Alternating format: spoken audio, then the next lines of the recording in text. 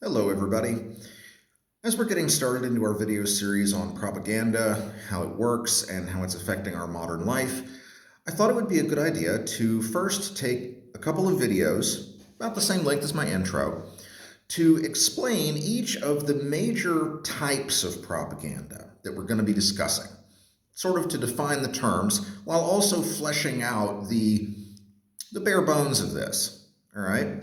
So, the first thing we need to define, if we're going to talk about this at all, is what propaganda actually is.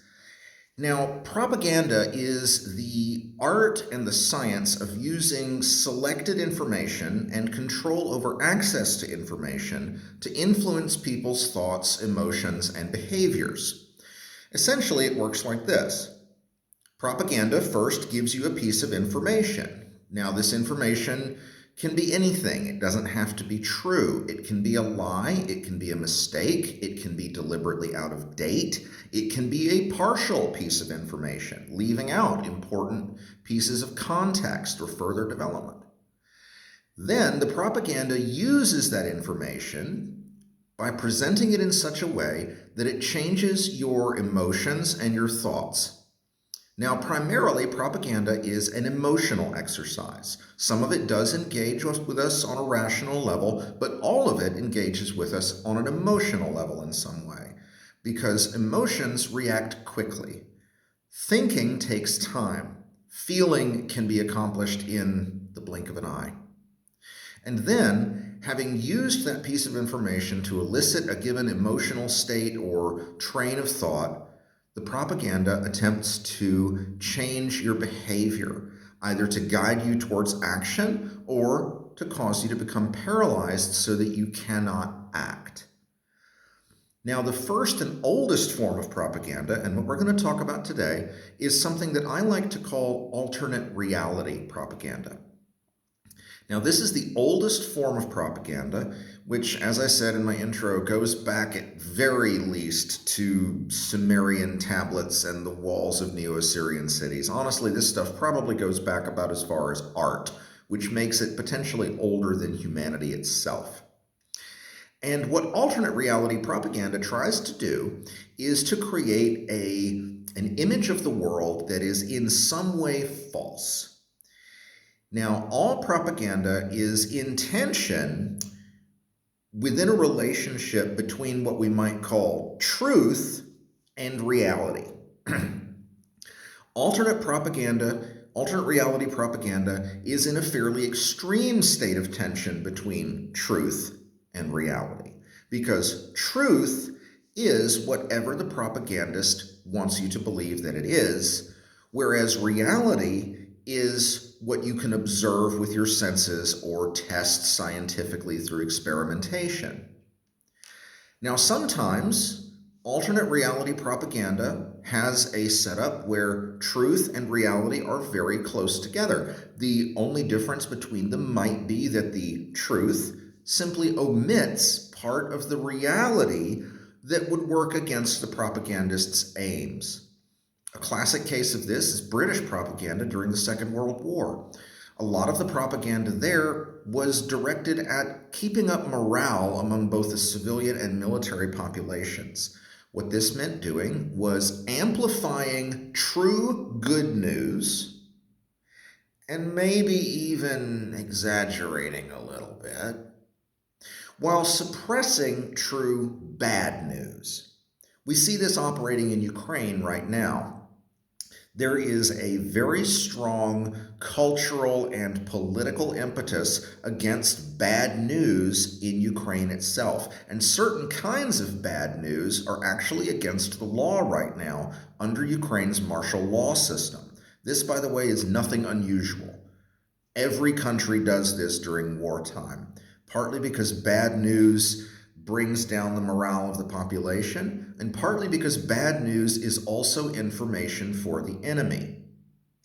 If you talk about and show, for instance, the effects of a missile attack, not only is that going to demoralize your population, but it also provides target correction information for whoever launched the missile in the first place. If you can control that kind of bad news, you can use that propaganda to control your enemy's actions. Going back to the Second World War, there was a period where, I forget if it was the V-1 cruise missile or the V-2 ballistic missile, but a number of German missiles had struck central London and were causing quite a lot of death and destruction. So what the British did is they deliberately lied. They put out the news that the explosions in London were actually damaged high-pressure gas mains that were blowing up. Meanwhile, putting out news of the impact of German secret weapons in the suburbs and in farmers' fields. This had the two effects of both creating confusion but not panic among the population of London, while also causing the Germans to correct for their misses. What this meant was that after this information had been absorbed by the Germans, they adjusted their fires and their missiles started hitting suburbs and farmers' fields. Still not very nice, but if I'm Winston Churchill and I have to make the decision between allowing a missile to potentially hit a suburban house and kill 5 people, or hit a block of flats or a terrace block in the East End of London and kill 20 people, unfortunately, the terrible, terrible math of war doesn't really leave me much of a choice there. On the other hand, alternate reality propaganda can be very effective while being simultaneously hilariously wrong to anyone who is not its intended recipient. Alternate reality propaganda works best in something that we call a closed informational space. The layman's term or buzzword for this kind of thing is an echo chamber. Although echo chamber usually refers to a smaller number of people or a smaller ideological construction than a true closed information space where we're discussing something on the order of a country or a religion. Now, within that closed space, the idea of alternate reality propaganda is to give people a false idea of the world, so that you can then control how they respond to that false idea. And sometimes this can be really, really hilarious. A really good example of this is Argentina. In 1982, the year I was born, Argentina committed one of the greatest unforced errors of the latter half of the 20th century when they picked a fight with Great Britain over a couple of essentially meaningless rocks in the middle of the South Atlantic. The result was an Argentine defeat, which eventually went on to contribute to the downfall of the Argentine dictator Leopoldo Galtieri. But in the middle of all this, the Argentine propaganda machine was spinning a narrative of the war that is still very much active today. And we can see this if we look at just one piece of propaganda. During the Falklands Islands War, Argentine media reported on 7 separate occasions that the Argentine Air Force or Navy had sunk the British aircraft carrier HMS Invincible. Of course, this was not true. Invincible had been attacked, and a number of other British ships had in fact been destroyed. Atlantic Conveyor, HMS Sheffield, etc., etc. But cargo ships like Atlantic Conveyor and destroyers like HMS Sheffield are not really good propaganda victories. They don't show dominance, and military strongmen are all about dominance and projecting strength, especially to their own populations.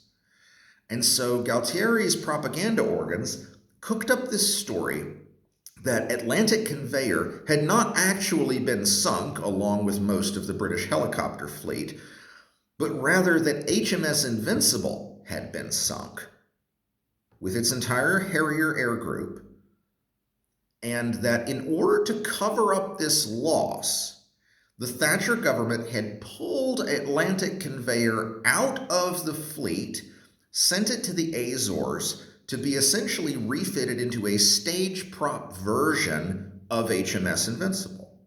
so that it would be ready in time for the big victory parade back home and explain all those pictures that we've all seen of HMS Invincible coming back home to Britain.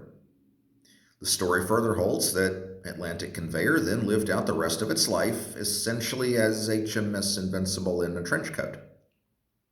This is, of course, ridiculous nonsense, but all you have to do is go onto any social media post which features anything to do with the Falklands War, and you will run into this story before long. It is still actually presented as fact in the Argentine Museum, which deals with the Falklands War. This is a wonderful example of alternate reality propaganda and the closed informational space in which it works. Now, informational spaces have not always been closed. In fact, they're becoming harder and harder to keep closed as technology has advanced. Part of the reason that there were witch crazes in the Protestant parts of Europe, but they were very rare in the Catholic parts of Europe, is that in an effort to maintain a closed informational space where their propaganda would work and where economic stability was easier to assure, the Catholic Church really didn't like the printing press. And contrary to what you may have heard, it was nothing to do with people being able to read the Bible. It was because the Catholic Church regarded widely disseminated and uncontrolled mass media as destabilizing. It was regarded as something that could break up the church's monopoly on intellectualism, something that was economically destabilizing, which meant the church got less money, and great big bureaucratic institutions like the Catholic Church really hate anything that messes with the cash flow. And it tended to provoke unpredictable mob violence. We see this in the entire history of the Central European witch hunts. I would say, I haven't got the figure in front of me right now, but probably 60 to 70% of the witch burnings and the murders that were carried out during the Central European witch craze were at the hands of essentially vigilante mobs. They were lynchings, not executions. They also outnumbered the executions for heresy in Catholic countries by, I've seen estimates as high as 6-1. So the destabilization caused by mass media and by the dissemination of what were essentially propagandistic conspiracy theories turned out to be every bit as dangerous and destabilizing as the Catholic Church had believed. On the other hand, the fact that mass media and mass literacy the Catholic Church was anything between cautiously ambivalent and downright hostile to these ideas. And that fact meant that the Industrial Revolution did not start in Catholic countries. The Scientific Revolution did not start in Catholic countries.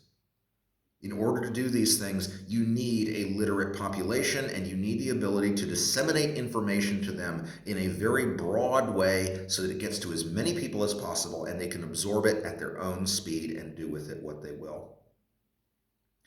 So alternate reality propaganda is something that really only works well if the people receiving it are not in a position to make comparisons outside of that space.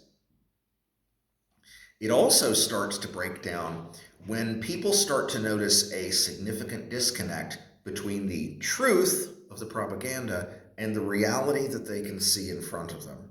In cases like that, the propagandistic power will almost always resort to violence in order to force people to behave as if they do believe the propaganda. Partly in order to make sure that the desired effects are maintained, and partly in order to psychologically close that information space.